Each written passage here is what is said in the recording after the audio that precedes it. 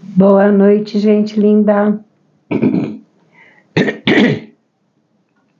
De novo eu peço desculpa aqui por causa da garganta, né?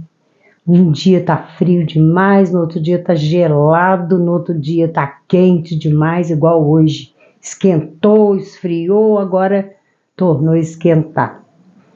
Nós vamos para o Evangelho de Mateus, ainda no sermão profético. Ele coloca assim: o sermão continua. Nós vamos tratar de a parábola dos dois servos. Todo mundo sabe que uma parábola é uma história contada por Jesus.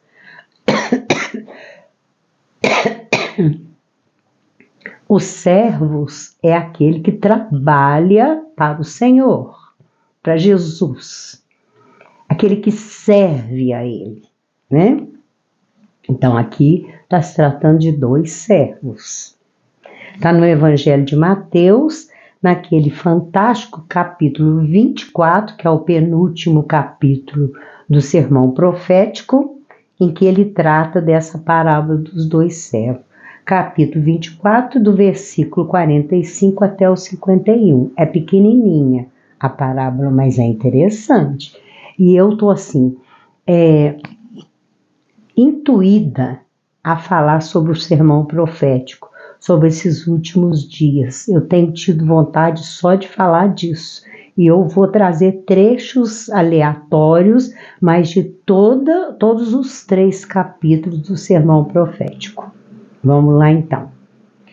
Quem é, pois, o servo fiel e prudente que o Senhor constituiu sobre a sua casa para dar o sustento a seu tempo? Quem que é o servo fiel?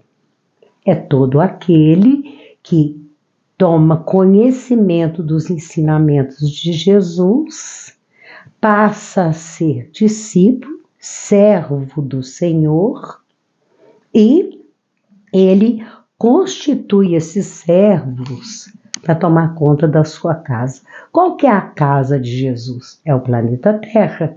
Ele é o suzerano, ele é o governador do planeta Terra, mas ele tem os servos, ele tem você, ele tem a Dona Maria, a Dona Ana, o seu Zé, o seu João, tantas pessoas que se dedicam a ser servos do Senhor.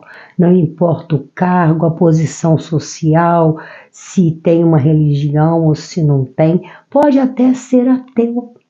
Servo do Senhor é aquele que tem amor no coração, que conduz a casa planetária com amor. Então, para dar o sustento a seu tempo. Então, se eu estou aqui agora, é para eu estar servindo a esse meu Senhor, ser servo dele, ser aluno, ser discípulo dele. Apóstolo é outra coisa, viu?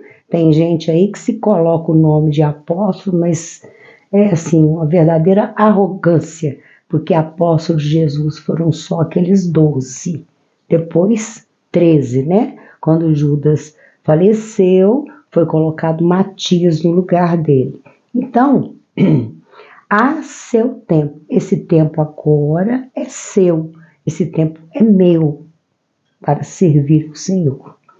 Bem-aventurado aquele servo que o Senhor, quando vier, achar servindo assim. O Senhor vai vir, ele vai verificar, ele vai saber, quer dizer, ele já sabe quem que está servindo a ele e quem não está, quem é realmente servo, quem realmente toma conta da casa do Senhor.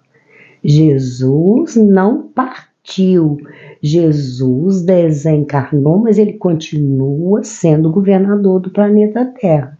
E ele deixou aqui, e sempre tem, mesmo que alguns servos desencarnem, ele manda outros servos, sempre teve. A humanidade nunca ficou desamparada desses grandes nomes que vieram trazer ensinamentos maravilhosos em todas as épocas, em todos os tempos, como ele mesmo diz aqui, ao seu tempo. Então, bem-aventurado, feliz é aquele que, quando o Senhor vier, ele vai falar: olha, aquele servo realmente ele tomou conta, ele construiu um bem, ele construiu com amor aquilo que eu deixei a cargo dele. Porém, se aquele mau servo disser consigo, que tem o mau servo, tá? E tem aquele também que finge que é servo, aquele hipócrita. Basta voltar aqui no princípio, quando ele chama essas pessoas de hipócritas, de túmulos caiados por fora e podres por dentro. Mostra uma coisa que não é. Muito cuidado em ficar seguindo essas pessoas. Então, quando esse mau servo disser consigo, fala para ele mesmo: meu senhor tarde virá. Ele está demorando, não vem nada. Duvido que ele venha. Isso tudo é mentira. Isso é fantasia. Isso é farsa. O YouTube está cheio de passagens dizendo que Jesus não vem, que o Senhor não vem. Claro que ele vem. Isso está descrito desde o Velho Testamento, gente. Dá uma olhada em Isaías, dá uma olhada em Jeremias, dá uma olhada em Daniel. Está lá a vinda dele. Claro que ele vem. Então, esse mau servo vem nada, mentira. Jesus não vem nada. Eu acho até que Jesus não existiu. Acho até que Jesus não existe. Tem gente que fala isso. E não é ateu, não. Tem gente que diz que tem uma religião, mas não acredita no real poder desse ser divino que é Jesus. Então ele vai dizer: o Senhor tarde virá. E começar a espancar os seus conservos. O que é um conservo? Em outra passagem eu já expliquei, até numa parábola mesmo muito bonita. O que é um conservo? É aquele que serve ao servo. Tem o servo e tem o conservo. Vamos dar um exemplo? Um gerente. Hoje até tem uma palavra chique aí, né? É um CEO, um CEO. Tem um gerente. Esse gerente tem um subgerente que tem toda aquela turma que trabalha ali servindo ao servo. Aqui no caso é o servo do Senhor. E existem os conservos. Quem são os conservos do servo? Frequentadores de igrejas, de templos, de centro espírita, de umbanda, de budismo, de hinduísmo e por aí afora. São os conservos, aqueles que se colocam abaixo do servo. Presta atenção nisso. Então, e começar a espancar os sua comunidade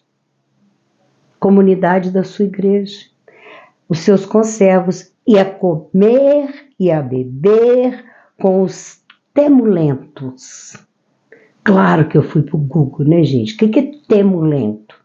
Embriagado, drogado, largado nas drogas, na bebida. Sim. Temulentos também é aqueles que andam com os embriagados. Isso aqui é temulento. E aqui Jesus está colocando temulentos no plural, porque são muitos os temulentos.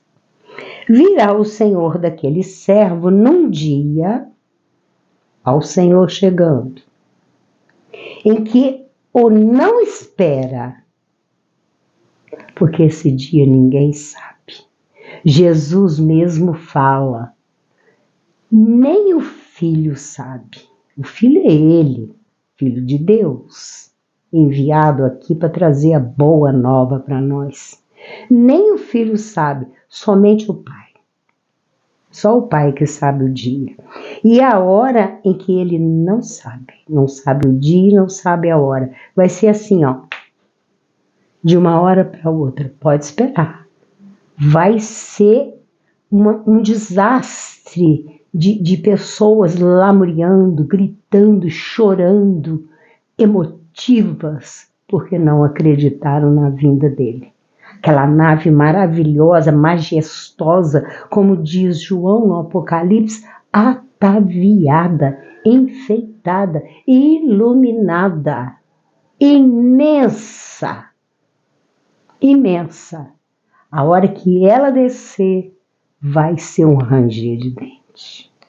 Então, olha só, virá o Senhor daquele servo num dia em que o não espera e a hora em que ele não sabe. Porque se Jesus tivesse falado, eu vou no dia tal do mês tal, na semana tal, no dia da semana tal e a tal hora. Tô chegando meio-dia, tô chegando meia-noite. Já pensou? Ia ter um monte de hipócrita que ia fazer um monte de absurdo, mas a hora que estivesse chegando aquela hora ia vestir a capa de bonzinho. Igual tá lá na parábola das bodas. Vestir a vestimenta nupcial.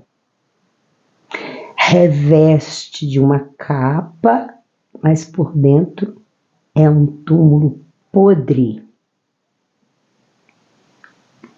Caiado por fora, podre por dentro, sujo por dentro. E separá-lo-á, destinará a sua parte com os hipócritas. Então, aquele servo que começa a se embriagar, a se drogar, começa a espancar os conservos. O que é espancar os conservos? Preços absurdos, impostos que crucificam e sacrificam a humanidade, dá valor às coisas materiais, não se importar com a nação, não se importar com a destinação que teve, receber um diploma de medicina, mas não pratica o sacerdócio que é da medicina. Ser médico é um sacerdócio. Então, essa parte que era para ser desses servos será distribuída entre os hipócritas iguais a ele mesmo. Ali haverá pranto e ranger de dente. Por que pranto e ranger de dente? É o exílio. Você não quis fazer o seu papel de servo que você aceitou. Você aprendeu durante muitas vidas. Eu te dei oportunidade para aprender com os meus ensinamentos. Tem 2025 anos que eu aqui passei, sem contar os alertas lá no Velho Testamento, de que eu viria. E aqui eu estou. Você vai me prestar conta da sua mordomia. Tem essa frase aqui no Novo Testamento. Dá conta da tua administração. Gente, vai lá dar uma olhada nas 7 cartas às 7 igrejas. Dá conta da tua administração. Você não foi colocado ali no púlpito de brincadeira. Você não foi colocado sentado numa cadeira lá no terreiro de Umbanda de brincadeira. Isso aqui não é um parquinho. Você não foi colocado na tribuna de um centro espírita, no altar de uma igreja católica, ou numa sinagoga, numa mesquita, seja lá onde for. Isso aqui não é um parquinho de brincadeira. Se você aceitou, se você quis, dá conta da tua mordomia. Você é meu mordomo. Você é meu servo. E eu te coloquei nas suas mãos um monte de conservos para você administrar. E você espancou e você se drogou, e você se encheu de hipocrisia, de ganância, fez da igreja, do templo, um comércio, e até mesmo a gente sabe do que tem tido de debandada, né? Eu não ia comentar não, mas vou. Pastor de calcinha, vermelhinha e outras coisas mais que a gente não pode falar, porque senão o YouTube vai e corta a gente, né? Que a gente sabe que acontece dentro dos templos, principalmente das testemunhas de Jeová. Foi cortado do YouTube. As declarações que no ano passado foi o ano inteiro, meninas, meninos, crianças, pessoas que sofreram horrores nesses templos. E a gente está vendo aí verdadeiros absurdos, né? Então, ali haverá pranto e ranger de dente. Não joga fora a sua administração, não joga fora a sua posição de servo do Senhor. Seja um servo, uma serva de verdade. Ou então diga para ele que você quer desmanchar o contrato. Você não quer mais ser servo. Não finge, não. Não seja hipócrita, não. E aqui encerra essa questão do ranger de dente, porque é mesmo, tá, gente? Não pense que o exílio é prazeroso. O exílio, banir uma pessoa do seu planeta, que já está num estágio evolutivo como o nosso, tecnologias, eletrodomésticos maravilhosos dentro de casa, um celular na mão, caixa eletrônico e por aí afora, quanto, né? Carrões, aviões supersônicos, naves e bombas e tanta coisa que a ciência vem trazer, sem contar na parte da medicina. Eu já falei muito disso. Imagina você ir para um planeta, eu vou tirar o você, nós. Imagina nós irmos para um planeta que não tem anestesia, não tem hospital, não tem médico, ele é primitivo, ele está em construção. Lá você vai pegar a pedra e vai fabricar ferramenta para caçar. Você vai construir a sua cabana de folha de coqueiro, de bananeira, porque não tem casa, não tem prédio, não tem asfalto, não tem água encanada, não tem esgoto, não tem nada. Imagina, é ranger de dente, é pranto e ranger de dente, é angústia. Tem relatos dos capelinos, quando vieram para o planeta Terra, eles estavam em construção, eles choravam com uma saudade dentro deles, que eles não sabiam por que estavam com aquela angústia dentro de si quando olhavam para o céu. Numa certa direção em que está a constelação do Cocheiro, onde tem essa civilização chamada Capelinos. É tristeza, e muitos têm essa saudade que não sabe de quê, que ainda tem muito capelino por aqui. Uma saudade de um lugar evoluído, de um lugar sem matança, sem guerra, sem armas, sem sangue derramado, sem pobreza, sem miséria. Imagina você perder isso tudo. É pranto e ranger de dente. Será encarcerado junto com os hipócritas, com os iguais. Quando Jesus fala junto com os hipócritas, é semelhante atrai semelhante. Já ouviu a frase que diz assim: diga-me com quem andas, que eu te direi quem és? São semelhantes. Os temulentos, eles se reúnem sempre no mesmo lugar. Aqui em Juiz de Fora, no lugar onde eu morei, não moro mais lá, tem um boteco conhecido, porque lá só se reúnem as mesmas pessoas toda noite para se embriagar. As mesmas. A energia já criou uma egrégora com aquelas mesmas pessoas. Outras pessoas que lá vão, porque lá a comida de boteco é muito boa, eu conheço, que eu morei lá perto, e o dono é meu amigo, eu conheço a pessoa. Então, as outras pessoas que lá vão não conseguem, não voltam, porque formou uma egrégora, aquelas mesmas pessoas. E como eu morava do lado, eu via as mesmas pessoas saindo para ir para lá, estacionando seus carros ou descendo a pé, porque lá tem muito morro. Então, é conhecido por se reunirem as mesmas pessoas. E aí, não é só boteco, não. Nas rave, né? Nessa questão dessas festas ruidosas, nas torcidas de futebol, são egrégoras que vão se formando quando ele fala com os hipócritas. Eles já vão se juntando. Lembra quando a gente falou que fazia seleção na hora de separar o joio do trigo é fácil? É fácil, muito fácil.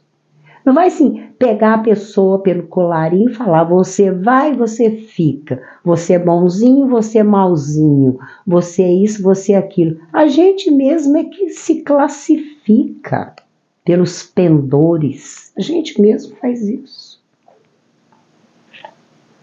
Qual que é o exemplo que eu dei? Vocês lembram?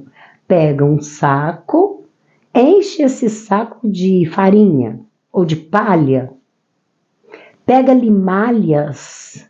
Limalha é aquelas faísquinhas minúsculas. Quando o serralheiro esmerila o ferro, joga essas limalhas dentro daquele saco de farinha, sacode e mistura. Como que vai separar essas limalhas depois? É simples. Pega um imã, grandão, claro, coloca na boca do saco que a farinha não vai grudar, não vai subir e grudar. As limalhas vão. Energia. Energias que se combinam. Você já foi em algum lugar que você não sente bem, quer ir embora de qualquer jeito? Eu quero ir embora, tô sentindo mal, tô com dor de cabeça, tô com vontade de vomitar, tô com enjoo no estômago, as pernas começam a ficar bambas. Você já aconteceu isso? E ao contrário, você vai num lugar que você adora, gostaria de ficar ali horas e horas, batendo um bom papo. Já aconteceu? É egrégora, energia que se combina. Os semelhantes se atraem. É isso aí, é que é juntar com os hipócritas. Muito cuidado. Fica aí então a parábola dos dois servos. Vamos à nossa frase que é a mesma. Nisto todos conhecerão que sois meus discípulos, que sois meus servos. Por isso que eu deixei a mesma frase. Todos. A gente sabe. A gente sabe quem é o verdadeiro servo. A gente segue os hipócritas porque a gente gosta. A gente quer aquele convívio. Quer. Tem pessoas que dão todo o seu dinheiro em determinadas igrejas porque quer. Porque são iguais. Nisto, todos conhecerão que sois meus servos, meus alunos, meus discípulos, aprenderam comigo, com Jesus. Se vos amardes uns aos outros. É o amor. É a egrégora do amor. É quando um grupo de pessoas se reúnem e ficam fazendo projetos para ajudar uma ONG de animais, para ajudar um determinado centro de caridade, uma comunidade que está dando alimento ali, um agasalho lá, entendeu? Conhecer os discípulos pelo amor que praticam. Vamos ao nosso presente. Olha só, eu reciclo tudo. Isso é uma canequinha de louça. Ela estalou, por aqui assim ela estalou. Eu colo com cola instantânea e depois eu cubo de paninho, de retalho. Tá aí, eu fiz essa imitação de couro. Acho que eu já falei para vocês o que é isso. Isso aqui é filtro de café. Você passa o café e aquele pó de café que fica dentro do filtro, você não tira, não. Coloca num prato, num tabuleiro e põe no sol. Deixa ele secar naturalmente no sol. Quando ele estiver sequinho, ele vai estar manchado desse jeito. Você passa uma escovinha, tira aquele pó de café, aproveita e põe nas suas plantas, que é muito bom para a planta, e aí você cola e fica igual couro, tá vendo? Fica aí o presente de hoje, que é essa caneca estalada, mas que não aparece não. Ela deu só uma estaladinha aqui assim. Fica aí o nosso presente de hoje. Aqui eu pensei em umas florzinhas secas, menorzinha, ou folha, que você acha por aí na natureza, vai ficar muito bonito, ó. Rústico, né? E como presente, é presente, tá, gente? Eu não vendo nada, não. Um beijo no seu coração.